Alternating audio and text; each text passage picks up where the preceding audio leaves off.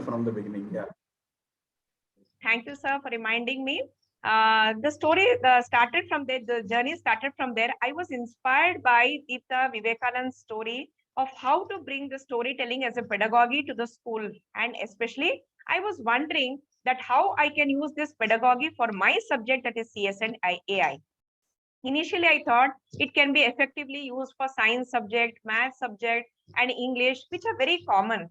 But this journey took me to this platform that I'm presenting to you. It's all my explorations that I've done, and I'm going to share the information, the knowledge that I've gained. Now, what are the objectives of this session? First, all of you will understand the importance of storytelling as a pedagogy and how to integrate this pedagogy to the subject CS and AI. Now, I am going to show you some stories related to CS and AI, which I have curated. Few stories I have written and few stories I have taken from digital resources.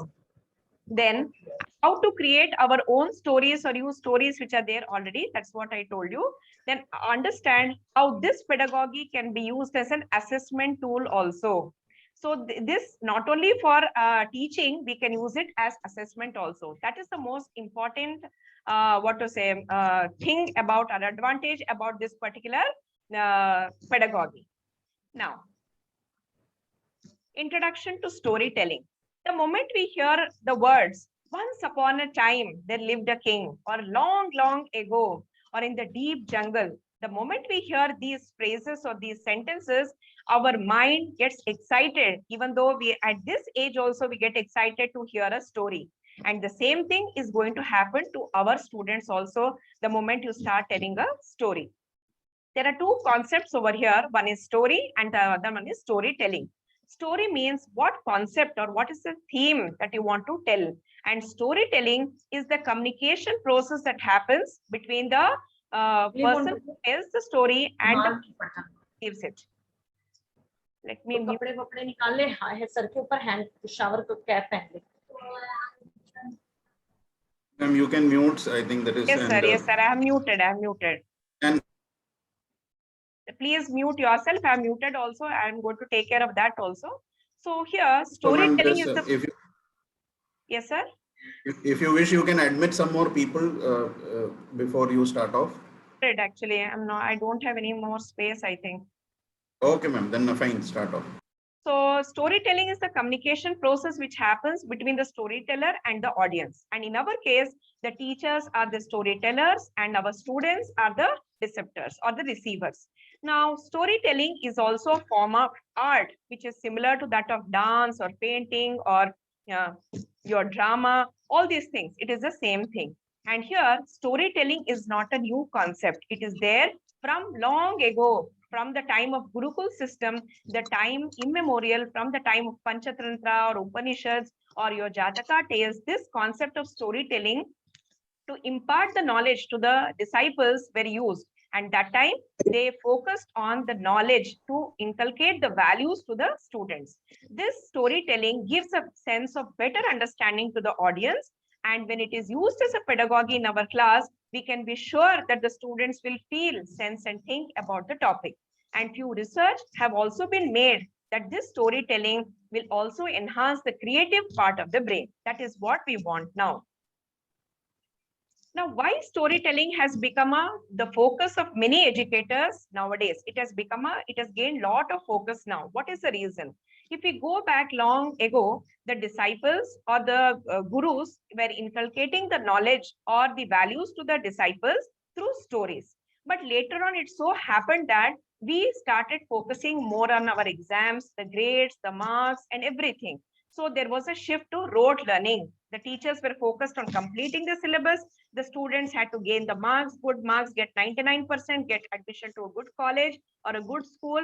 And that was the main objective. So this shifted the focus from knowledge learning to rote learning. But again, NEP 2020 has come as a silver lining in the dark scenario that we can shift from rote learning to other types of learning, wherein it focuses on competency-based education, experiential learning, and gaining 21st century skills. And in all these things, if we include the storytelling as a pedagogy, it becomes a very important aspect of NEP 2020. Plus, we are going to shift from the rote learning to the old way of knowledge gaining and experiential learning also. Next, one more important focus that has gained is, now since we are taking online classes for the past almost 1 year, we are doing the same old thing, the same demonstration method or lecture method or showing some YouTube videos or something like that. So how to make the online classes more interesting? We have got one more tool now. Also, if we don't use storytelling for teaching, we can use it as assessment technique also. And we can use the one story to integrate with other subjects across all grades. Because integration, not only in the art form, with the subjects and with the concepts, everything has become a big focus in NMP 2020. So we can integrate subjects and other art forms across all grades. And most important thing is what? We have to engage our learners. We have to make our students like wait for our classes to learn the subject that we are teaching. So that is why this has become the most important focus of many educators in the present day scenario. Now, how to integrate this pedagogy in CS and AI? This CS and AI I have taken because it is my subject. You can put your subjects into that category and think about the same thing. First is, think about the topic that you want to teach in your class, whether it is a topic related to science or whether it is related to CS or AI. Let me take the example of AI. Suppose I want to teach the children the applications of AI, or I want to teach the AI ethics part. So first thing is we have to choose the topic. And in that topic also, I have to decide as a teacher whether it is going to be a starter activity or whether it is going to be integrated with some subtopic inside the big topic, or whether it is going to be used as a summary at the end of the chapter. So these three things you have to remember. Now, once the topic is decided, where you are going to tell the story you have decided, next comes choosing the type of the story. Type means whether it is a fictional story, whether it is a real story, whether it is a fairy tale, whether it is a fable, whether it is a mythological story, anything that you can think of. So decide the type of the story. Then third thing is that you have to search for the resources. Now, resources refers to where are the stories. Is it a story that I have developed as a teacher? Or is it a story my grandmother had told? Or is it a story that I've read somewhere in the newspaper? Or is it a story which is there in my online library, digital resources, school library, and even some of our houses, we have our own library. So library is a resource where I can find the stories. But once you think about all these things is, next thing you have to remember that whenever you tell the story, you have to become a teacher which who full of emotions. We have to tell with voice modulation, with proper gestures, and with proper, if some aids are required, we have to tell that. Then only the essence of storytelling as a pedagogy is going to come in picture. Once these things are set, next let us go to understand where and how you're going to design your lesson plan. First thing, as we all know as teachers, we write the learning objectives. So when you write the learning objectives, first think about whether this story is related to only your subject or it may be integrated with other subjects also. That you have to think of. Then you can have a discussion, collaboration with other subject teachers. Or if you feel that no, this story is only related to my subject, you also specify the learning objectives. Then after that, keep your worksheets or the activities or the assessment sheets ready before you start the chapter or the lesson part. Then once the storytelling is over, try to develop a discussion in line with the topic that you are teaching and the story that you have told. In between, you have to do some correlation. You have to do some connection. Then only the children will be able to join the dots and a big mind map will be there. Okay, this was happening in the story. Okay, this is happening here, what we are learning now. Then only they'll be able to join the dots and they can create a beautiful mind map in their brain, and that retains the knowledge that they have, that we as teachers have given to our children. But a word of caution comes over here. The storytelling pedagogy looks very exciting, but don't try to forcefully fit stories in your lessons. That is not going to work. include the stories only where it is required and don't try to forcefully fit it. For every lesson, okay, you are feeling that, okay, I've got lot many stories, let me put this story for every concept that I'm teaching. No, it is not going to be exciting also. So don't try to forcefully fit, and not all concepts in CS and AI can be taught or assessed in this method. That also we have to think of, because in the case of CS, we see that lot of programming part has to be done, lot of output generation has to be done, and a lot of SQL based questions. So many things are there where this concept cannot be applied, or this pedagogy cannot be applied. So if we run out of time, then we are going to come back with the same user ID, that is passcode and everything, because we have 10 minutes left for this session. Now, so what I mean to say that don't try to forcefully fit the stories in your lessons, only include wherever it is required, and all concepts in CS and AI cannot be taught in this method. That has to be taught of. Now, the real part comes. I have curated certain stories which I have written, plus I have taken from other places also. Now, for this part, I assume that I am the teacher and all of you are my students, and I am going to tell a story to all of you. You all experience it, and then we'll come back. So for this, I'm going to click a link which I have made. Let me just show it to you. This 5:30 बजे हैं जाई जी.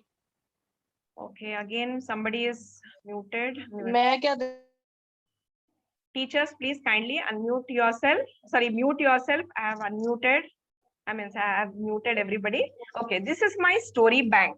Story bank is a place wherein I'm going to keep all my stories, whether it is related to a subtopic or to a main topic, or I want to summarize it, something like that. This is the place I have kept all my stories. I have created a HTML document wherein I have fitted the stories. I will show you that procedure also.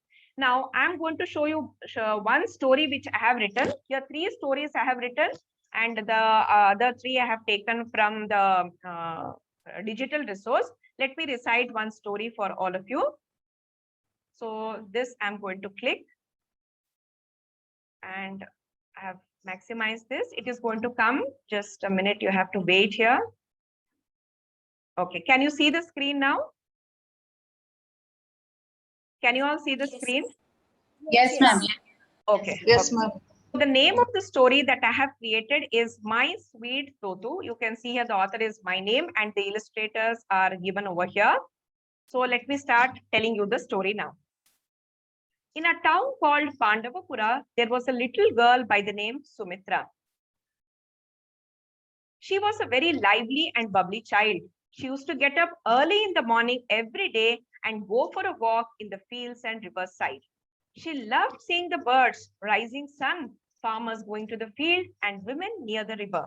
She loved birds and tried to speak to them. One day, Sumitra went to the town market with her father. She saw lots of people in the market selling fruits, vegetables, and other things. But her eyes went to a corner where she saw a person selling parrot. She was thrilled. She wanted to immediately take it home. She convinced her father and brought it home. She called him Totu. Totu enjoyed Sumitra's company and played with her.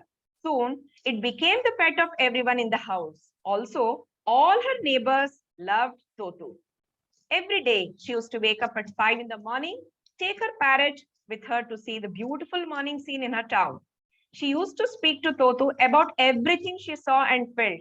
Every day, she used to teach Totu, Sumitra, wake up, Sumitra, wake up. So one day, to her surprise, before her mother came to wake her up, Totu started shouting, Sumitra, wake up, till she opened her eyes. Sumitra, hearing Totu's voice, was thrilled and jumped from her bed in great happiness. She ran across her house with full joy and exclaimed, Totu is my voice assistant. It understands what I speak and replies to me. Everyone in her family were thrilled and surprised. All her neighbors across came to her house to see how Totu could be her voice assistant. She showed them how Totu could respond to her and give reply appropriately. When she said, Totu, is father at home? It would say, yes, yes. When asked Totu, is grandmother sleeping? It would reply, no, no. Wake me, Totu. It said, Sumitra, wake up. So in this way, Totu was Sumitra's voice assistant. It understood whatever she told and replied back correctly. It learned many new words from her over a period of time. So in the same way, a voice assistant is equipped with speech recognition and natural language processing technologies of artificial intelligence to understand what we speak, reply back with an answer, learn new things over a period of time. It converts our speech to digital data, uses NLP algorithms to process the speech, search for an appropriate answer from its memory, and gives back the reply. That's the power of NLP in AI. So this is the story that I have made. Now I want all of you to just say what you felt by looking at the story name. Did you feel that you were learning about natural language processing, teachers? What was your experience? Any one of you? Ma'am, very well explained. And the story you began with a very good plot. And the way you connected to the speech algorithm, it was really good. Okay. Appreciate. Okay. So after this story is told, the mood is set now. The children can understand that they are going to learn something related to natural language processing. Now, can anybody, one of you, guess why I took a story which is related to parrot, not to any other bird? I could have taken crow. I could have taken, say, myna or something. Why did I choose this parrot? Ma'am, I think because parrots are generally, we consider that parrots are, they repeat after you. Whatever you speak, they repeat after you, or they reply to your answers. Yes, that is true. So by looking at the story name, the children will not understand what I'm going to teach, but there is a correlation with what topic I have chosen, like what concept I have chosen to the concept that I want to teach in the class. Okay, so that is the intention of doing it. Let me again take you back to my this one. Now I created a story, one more story, which I'm going to show over here. This one. Okay.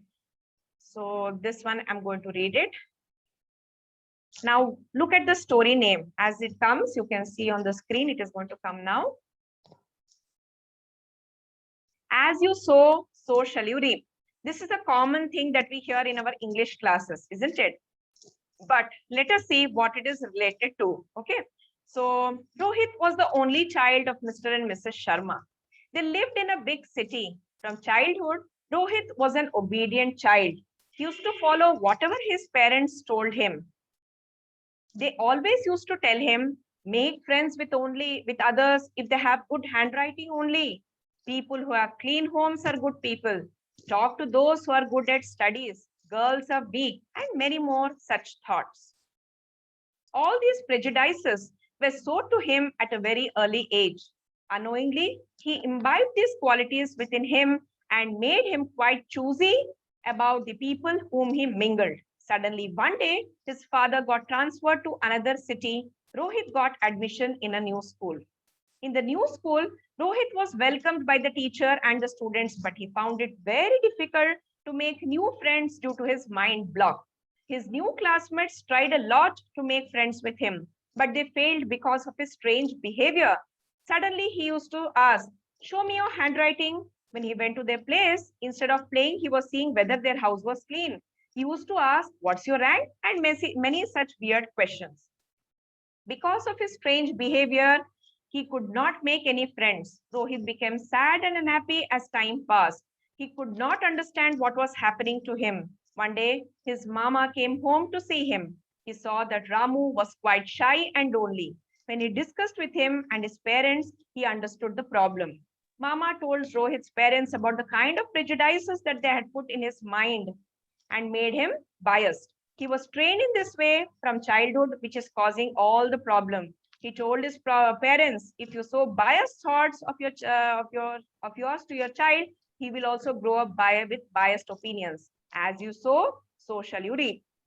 So in the same way, if we develop smart systems with our own biases, it will get trained in the same way and give us biased results. The examples of Amazon recruitment system or the famous ProPublica judiciary-based system of USA are all examples of bias in AI. It discriminated people based on gender and race respectively. This can also be termed as garbage in, garbage out in AI. So as responsible citizens of this country, let us not try to feed in the bias that exist in us or the society to the AI systems that we are going to develop. Let's all learn the AI ethics and AI systems not only smart, but also sustainable to our human race. So now teachers, I think the meeting is going to end. We'll come back and then we'll discuss this story which I have developed. Is it okay? I think it is going to end now. Fine, ma'am. Yeah. Ah. Same idea and